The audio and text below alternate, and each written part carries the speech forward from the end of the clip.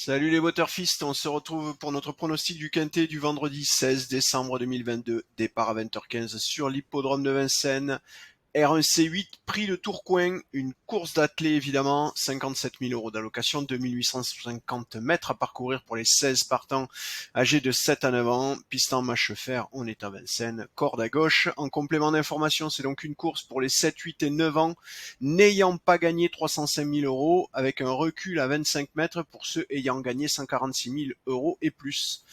Voilà, vous avez tout concernant les conditions de cette course qui, vous le voyez d'ores et déjà, les habitués de la chaîne, c'est la première chose qu'ils savent aller repérer, c'est évidemment le niveau de difficulté indiqué par nos algorithmes, et on est dans le cas d'une course jouable, vous le voyez, donc une course qui sera légèrement plus facile à pronostiquer que la moyenne des courses observées depuis les 10 dernières courses de quintet, bien évidemment, depuis les 10 dernières années. Course jouable en comparaison avec la course du 15 décembre qui, je vous le rappelle, était catégorisée loterie. J'espère que vous avez fait l'impasse, c'était le conseil que je vous donnais.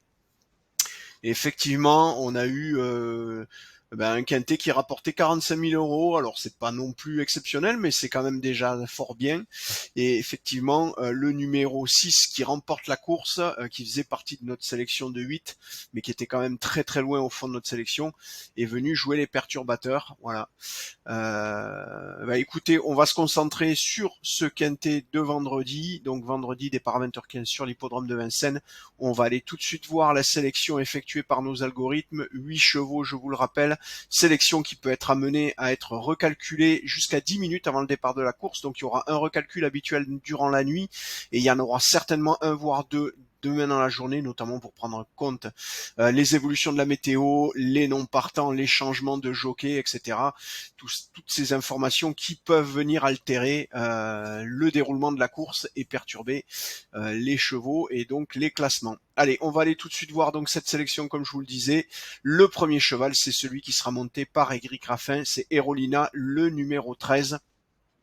Qui, vous le voyez, est à 18,36%. Pour rappel, hier, on était à la moitié moins pour le premier cheval. En course loterie, on était à moins de 10%. Là, on est déjà à 18,36%. C'est pas non plus exceptionnel. On a déjà eu des courses avec des probabilités sur le premier cheval supérieures à 25%. Là, c'est 18,36, c'est pas mal. Et vous le voyez, il se démarque relativement bien des deux chevaux qui viennent derrière, c'est-à-dire le 8 et que Juello, monté par Alexandre Abrivard, et le 14 Fragonardello par Franck Nivard, respectivement à 11,83 et 11,79. Ce qui fait qu'en jouant les trois premiers chevaux de notre sélection, vous êtes à 42%, c'est-à-dire quasiment, pas tout à fait 50%, donc pas une chance sur deux, mais pas loin. Ce qui veut donc dire que vous devrez viser des cotes autour de 7, 7,5 pour ces chevaux avant le départ de la course, pour vous assurer une rentabilité sur le long terme. Sinon, ça ne veut pas dire que vous ne pouvez pas les jouer en simple gagnant, mais pour autant, vous devrez arbitrer et ça risque, vous prenez un risque évidemment pour votre bankroll. Voilà. Si vous souhaitez élargir en faisant rentrer un quatrième cheval, notamment pour du couplet ou du trio tiercé, vous allez rentrer le numéro 6 Flying Brickle. Vous le voyez, il est à 8,73. 7,53 derrière avec le 4 Filou de l'Art. 7,37 pour Furbizia Botteville.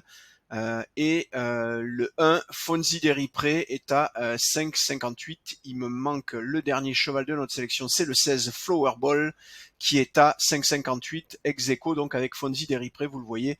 Il y aura donc un arbitrage sur cette 7 et 8e place, à voir dans quel ordre vous souhaitez les mettre.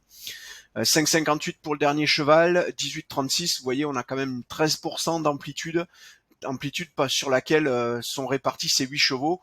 C'est déjà nettement mieux que les 3% d'hier. Donc voilà, on a un peu plus de discrimination, la séparation est un peu plus évidente.